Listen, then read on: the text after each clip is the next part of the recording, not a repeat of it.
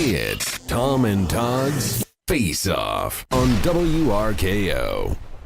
We're closing in on Election Day. There's a lot to talk about. It's not always just politics, but that seems to be a sweet spot for us. Inside 2 weeks. You pay attention to Face Off with Tom and Todd. Michelle Obama was in Ohio rallying for her husband. She was using the same old themes from 2008. Isn't this getting kind of old? Michelle Obama's appearance on the campaign trail is all the buzz among what? People who are moved by empty slogans and empty things. You can't recapture it. The magic was there once. It's gone. This notion of hope and change. People are just looking for jobs. My response, no way, Jose. The magic is gone. The thrill is gone, as B.B. King once sang, and nobody should have bought this crap in the first place. But now, you know, once a fad is over, you live by the fad, you die by the fad. Obama was a fad. The fad's done. So is Obama, and Michelle goes with him. Yeah, she's got a little bit of an edge on the president. The president has really become old and tired very quickly. I would say Bo still has a 6-month window of opportunity. Dog. Yeah, a little biography, maybe a movie, you know, some fundraising event. A book deal for sure.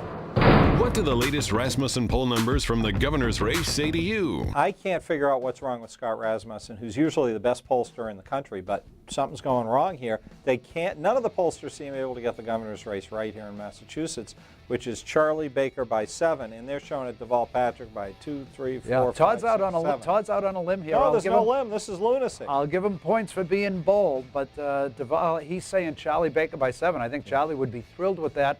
Charlie is thrilled. Did you notice his mood the last couple times he's upbeat. There's no very question confident. About it. Rasmussen is a good pollster. He is. And there's a lot going on out here. 2 weeks, incredible, lot of energy out there. But Tom, we talked with Scott Rasmussen this week, and what did he say? He said it's very difficult to capture the sense of who the likely voters are, and I think that's what all the pollsters are getting wrong. I think also there's an angry electorate that probably augurs well for Charlie Baker. And when I say they're angry, they're frightened, they're worried about their jobs, they're worried about their future, their kids' future.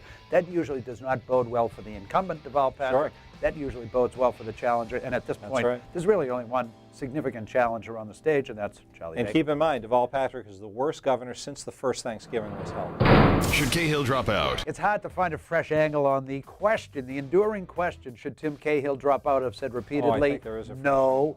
And he should drop out. He's going to stay in this race. I think the dynamics of the last week or 10 days have shown to be true what I thought would happen.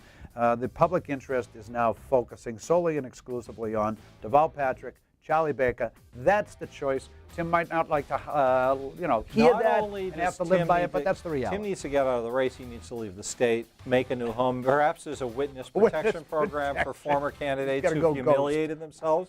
All he's done is taking a reputation that was a positive one and absolutely ravaged it, so that there's no future for him here in the state. He gave it the good old college try, but there have been a number of missteps, and I think Tim, and Todd and I have talked about this on the show, I think Tim missed a number of opportunities to be very specific and substantive early on when you ask questions about, gee, what would you do with this scenario?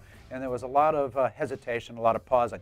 That's not the way to win if you're coming at it as a bold, independent, kind of third-party outsider. Tim, I understand there's a diner for sale down in Miami. Might be the perfect thing.